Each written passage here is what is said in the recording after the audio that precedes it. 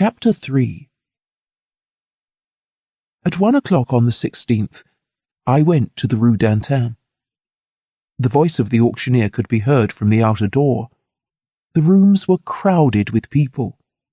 There were all the celebrities of the most elegant impropriety, furtively examined by certain great ladies who had again seized the opportunity of the sale in order to be able to see, close at hand, women whom they might never have another occasion of meeting, and whom they envied perhaps in secret for their easy pleasures. The Duchess of F. elbowed Mademoiselle A., one of the most melancholy examples of our modern courtesan. The Marquis de T. hesitated over a piece of furniture, the price of which was being run high by Madame D., the most elegant and famous adulteress of our time. The Duke of Y., who in Madrid is supposed to be ruining himself in Paris, and in Paris to be ruining himself in Madrid, and who, as a matter of fact, never even reaches the limit of his income, talked with Madame M., one of our wittiest storytellers, who from time to time writes what she says and signs what she writes. At the same time, he exchanged confidential glances with Madame de N., a fair ornament of the Champs-Élysées, almost always dressed in pink or blue, and driving 2 big black horses, which Tony had sold her for 10,000 francs, and for which she had paid after her fashion. Finally, Mademoiselle R., who makes by her mere talent twice what the women of the world make by their dowry, and 3 times as much as the others make by their amours, had come, in spite of the cold, to make some purchases, and was not the least looked at among the crowd. I might cite the initials of many more of those who found themselves, not without some mutual surprise, side by side in one room, but I fear to weary the reader. I will only add that everyone was in the highest spirits, and that many of those present had known the dead woman, and seemed quite oblivious of the fact. There was the sound of loud laughter. The auctioneers shouted at the top of their voices. The dealers who had filled the benches in front of the auction table tried in vain to obtain silence in order to transact their business in peace.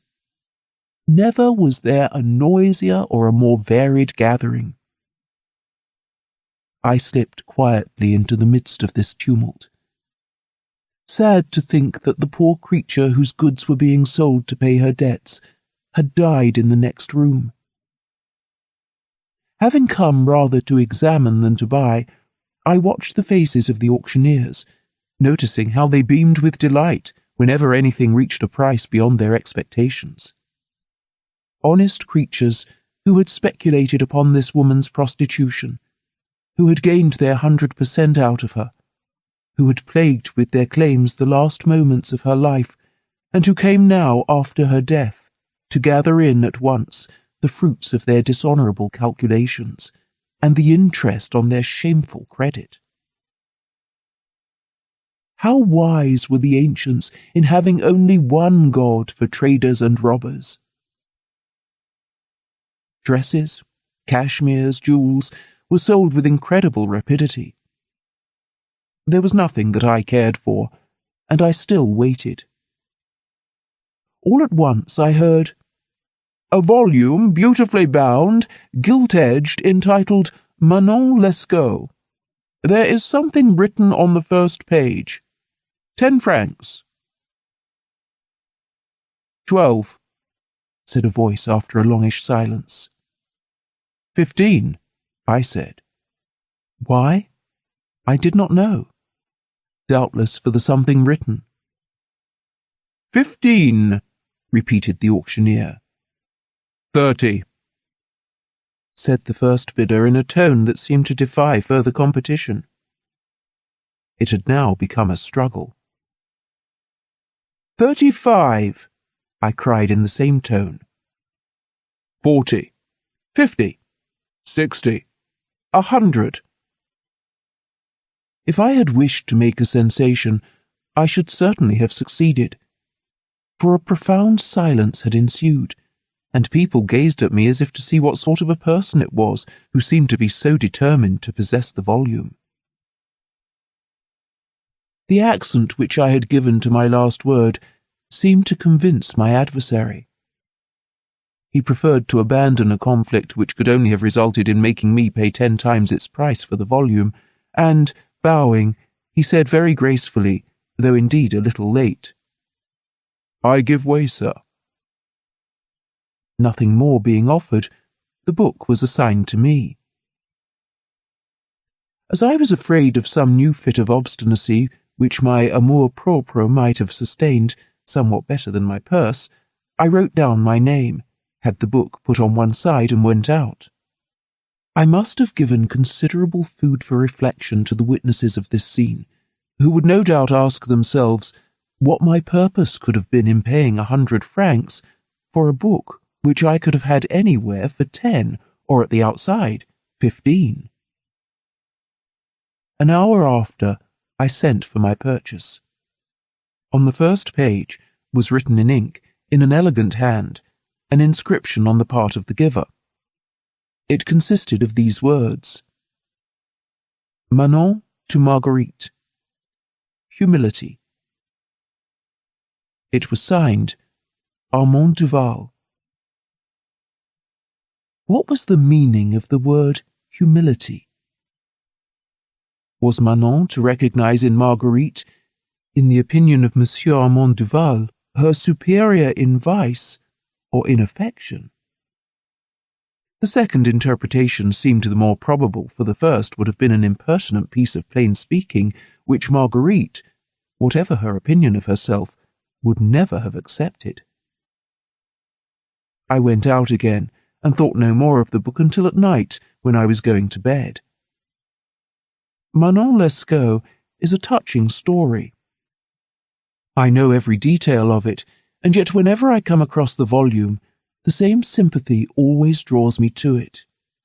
I open it, and for the 100th time I live over again with the heroine of the Abbé Prévost.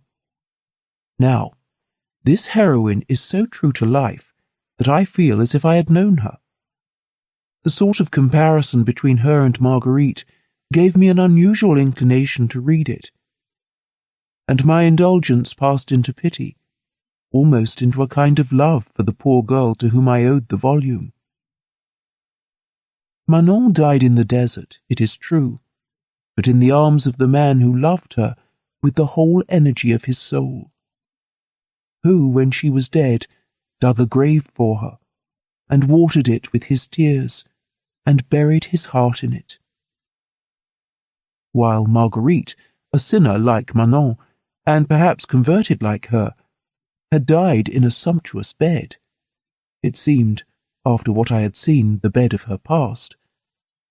But in that desert of the heart, a more barren, a vaster, a more pitiless desert than that in which Manon had found her last resting place.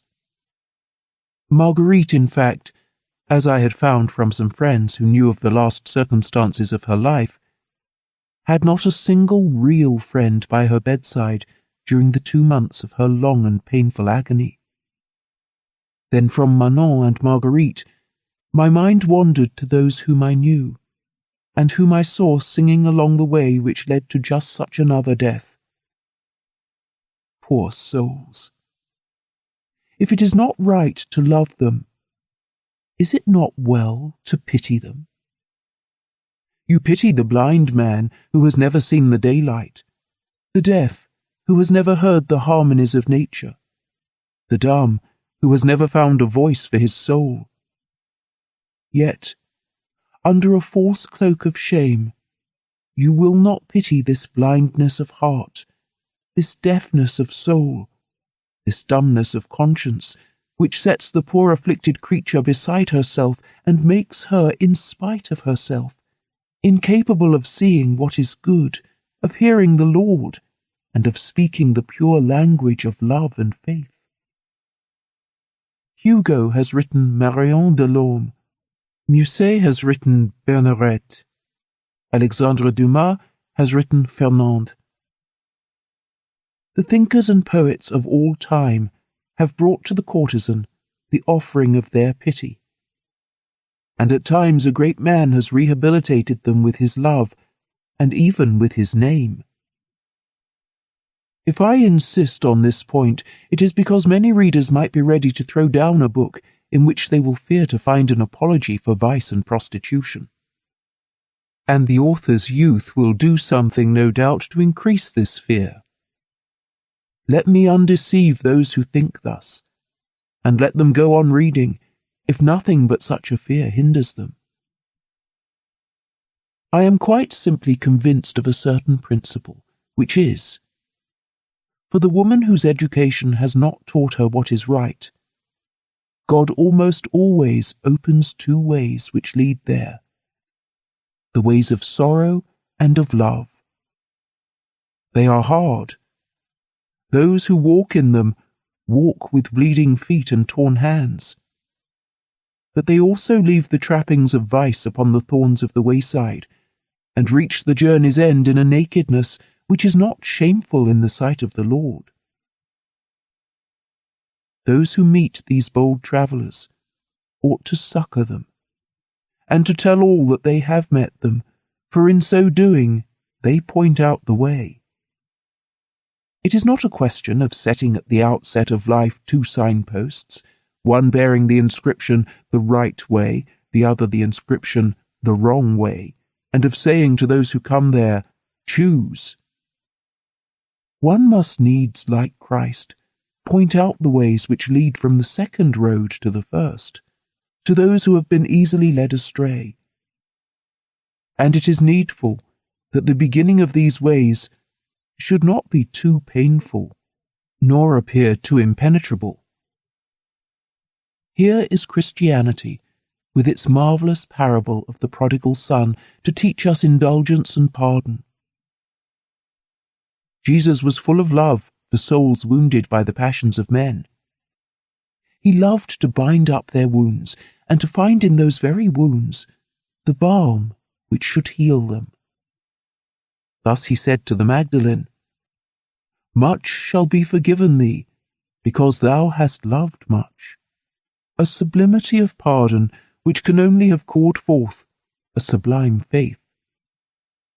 Why do we make ourselves more strict than Christ? Why, holding obstinately to the opinions of the world, which hardens itself in order that it may be thought strong, do we reject, as it rejects, souls bleeding at wounds by which, like a sick man's bad blood, the evil of their past may be healed, if only a friendly hand is stretched out to lave them and set them in the convalescence of the heart? It is to my own generation that I speak, to those for whom the theories of Monsieur de Voltaire happily exist no longer, to those who, like myself, realize that humanity, in these last years, has been in one of its most audacious moments of expansion. The science of good and evil is acquired forever. Faith is refashioned, respect for sacred things has returned to us, and if the world has not all at once become good, it has at least become better. The efforts of every intelligent man tend in the same direction, and every strong will is harnessed to the same principle. Be good, be young, be true. Evil is nothing but vanity. Let us have the pride of good, and above all, let us never despair. Do not let us despise the woman who is neither mother, sister, maid, nor wife. Do not let us limit esteem to the family, nor indulgence to egoism.